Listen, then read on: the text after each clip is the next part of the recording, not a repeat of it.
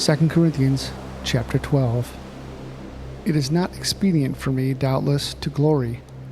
I will come to visions and revelations of the Lord. I knew a man in Christ above 14 years ago, whether in the body, I cannot tell, or whether out of the body, I cannot tell. God knoweth.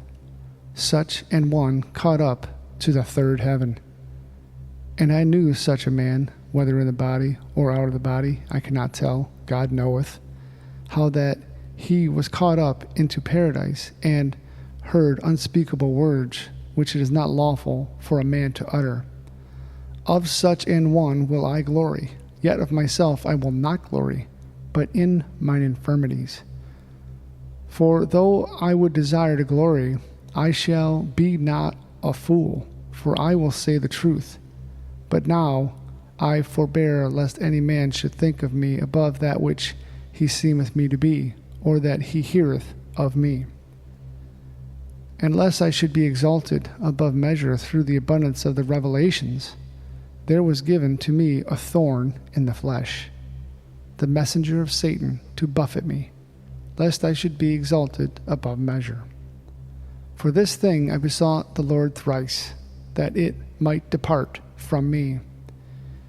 And he said unto me, My grace is sufficient for thee, for my strength is made perfect in weakness. Most gladly therefore I will rather glory in my infirmities, that the power of Christ may rest upon me.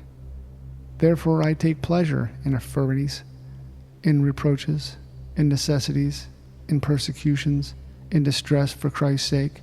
For when I am weak, then am I strong. I am become a fool in glory. Ye have compelled me, for I ought to have been commended of you. For in nothing am I behind in the very chiefest apostles, though I be nothing.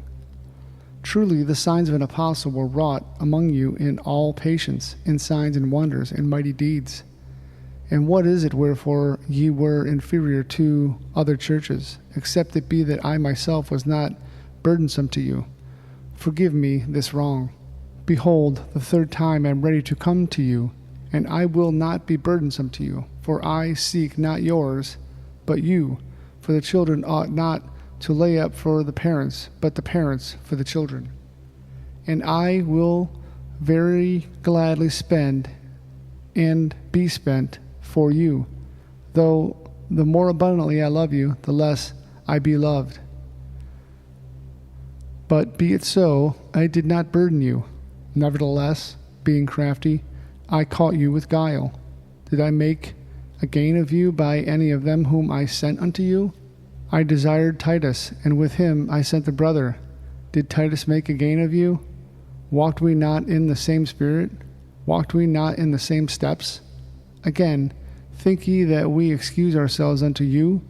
We speak before God in Christ, but we do all things, dearly beloved, for your edifying.